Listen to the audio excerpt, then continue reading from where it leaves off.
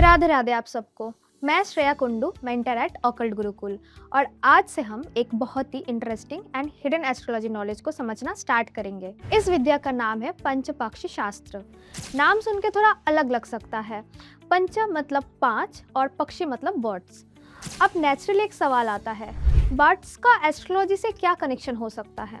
और ऑनेस्टली पहली बार जब मैंने सुना था तो मुझे भी लगा था कि ये कोई सिंबॉलिक कॉन्सेप्ट होगा, लेकिन जब आप इसको समझना स्टार्ट करते हो तब पता चलता है कि एक बहुत ही डीप टाइमिंग प्रेडिक्टिव साइंस है। ये 5 बर्ड्स हमारे लाइफ की एनर्जी और टाइमिंग को रिप्रेजेंट करता है। जैसे एस्ट्रोलॉजी में हम सब प्लैनेट्स देखते हैं, न्यूमरोलॉजी में नंबर्स देखते हैं, वैसे ही पंचपाक्षी में हम 5 बर्ड्स की एनर्जी देखते हैं और उससे समझते हैं कि कौन सा समय हमारे लिए स्ट्रॉन्ग है, कौन सा एवरेज है और कौन सा डाउन जाने वाला है। क्योंकि सच ये है, सिर्फ मेहनत करना इनफ नहीं होता, सही समय पर मेहनत करना भी जरूरी होता है। कभी छोटा सा एफर्ट भी बड़ा रिजल्ट देता है और कभी बहुत एफर्ट देने के बाद भी रिजल्ट्स नहीं मिलते। ये डिफरेंस टाइमिंग क्रिएट करती है और पंचपक्षी वही टाइमिंग बताता है। ये विद्या बहुत पुरानी है। इसका connection south India specially Tamil tradition से आई है। पौराणिक सिद्धा मास्टर्स नेचर को बहुत डीपली ऑब्जर्व करते थे। वो देखते थे कौन सा समय एक्शन का है, कौन सा वेट करने का एंड कौन सा टाइम स्ट्रॉन्गेस्ट एनर्जी का है, और उन ऑब्जर्वेशन से पंचपक्षी सिस्टम बना। इसका यूज होता था इंपॉर्टेंट डिसीजंस में, हीलिंग में, स्पिरिचुअल प्रैक्टिस में और शुभ समय कौन सा है उसको चूज करने में। पंचपक्षी में 5 बर्ड्स होते हैं। पहला गिद्ध, दूसरा उल्लू, तीसरा कौवा, चौथा मुर्गा एंड 5वां मोर। हर इंसान इन 5 में से किसी एक बर्ड्स के अंदर आता है और वही बर्ड उनके एनर्जी पैटर्न को रूल करता है। आपका बर्ड निकलने के लिए बस 2 चीजें चाहिए हमें। पहला आपके बर्थ नक्षत्र क्या है, दूसरा आपका जन्म कौन से पक्ष में हुआ है, शुक्ल पक्ष या कृष्ण पक्ष। बस ये सिर्फ 2 ही चीज़ें देखना होता है। अब बहुत लोग इधर कंफ्यूज्ड हो रहे होंगे कि मुझे तो नहीं पता कि मेरा नक्षत्र कौन सा है, जन्म नक्षत्र एंड कौन से पक्ष में मैं जन्म लिया हूँ।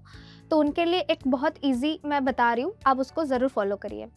आप हॉरोस्कोप ऐप डाउनलोड करिए, जिसका लिंक आपको डिस्क्रिप्शन में मिल जाएगा, एंड उसके बाद आप उस ऐप को ओपन करिए एंड अपने बर्थ डिटेल्स फिल करिए। उधर आपको आपका birth date, birth time and place आपको लिखना है, एंड उसके बाद आपको उधर पंचांग में आपके बर्थ डिटेल्स के वाइज पंचांग मिल जाएगा।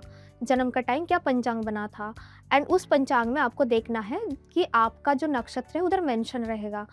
तो अलग अलग पंचांग में अलग अलग आपके जन्म डिटेल्स के अकॉर्डिंग अलग अलग नक्षत्र होते हैं, जो कि मैं आगे बताऊंगी।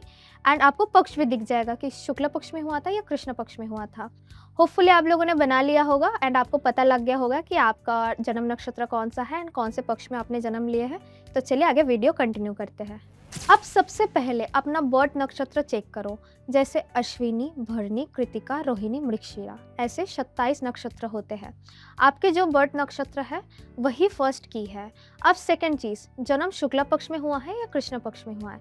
सिंपली समझे, अमावस्या के बाद पूर्णिमा तक शुक्ला पक्ष चांद बढ़ता है जिस टाइम, एंड पूर्णिमा के बाद से अमावस्या तक कृष्ण पक्ष जब चांद घटता है। मान लो किसी का नक्षत्र अश्विनी है और जन्म शुक्ला पक्ष में हुआ है, तो उसका बर्ड होगा वल्चर मतलब गिद्ध। लेकिन अगर सेम अश्विनी नक्षत्र में जन्मे कृष्ण पक्ष में हुआ है तो बर्ड बन जाएगा पिकक मतलब मोर। सेम नक्षत्र पक्ष बदल गया तो बर्ड बदल गया। यही पंचपक्षी का एक इम्पॉर्टेंट सूत्र है।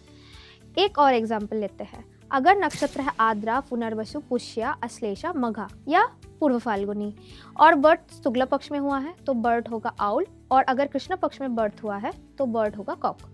तो ध्यान से अपना चेक करें। इसी तरह पूरे 27 नक्षत्र का डिवीजन होता है। सिर्फ बर्ड्स देखना ही एनफ नहीं होता, अब देखना होता है वो बर्ड अभी क्या एक्टिविटी कर रहा है, क्योंकि हर बर्ड 5 एक्टिविटीज करते हैं। शासन, खाना, घूमना, सोना, मृत्यु या इनएक्टिव स्टेट। इसमें सबसे पावरफुल होता है शासन मतलब रूल करना, और सबसे वीक होता है मृत्यु मतलब डेथ।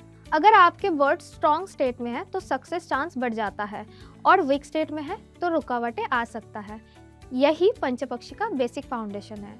अगले वीडियो में हम डिटेल में समझेंगे वर्ड्स की 5 एक्टिविटीज़ क्या होती हैं, कौन सी एक्टिविटी स्ट्रॉन्गेस्ट होती है और कौन से कम, किस एक्टिविटी में कौन सा काम करना चाहिए। अगर आपको ये वीडियो इन्फॉर्मेटिव लगा एंड आगे इसी बारे में आपको जानना है तो इस वीडियो को ज़रूर लाइक करिए, सब्सक्राइब करिए अगले वीडियो का नोटिफिकेशन के लिए एंड साथ में शेयर करें। मिलते हैं फिर अगले वीडियो में, तब तक के लिए राधे राधे।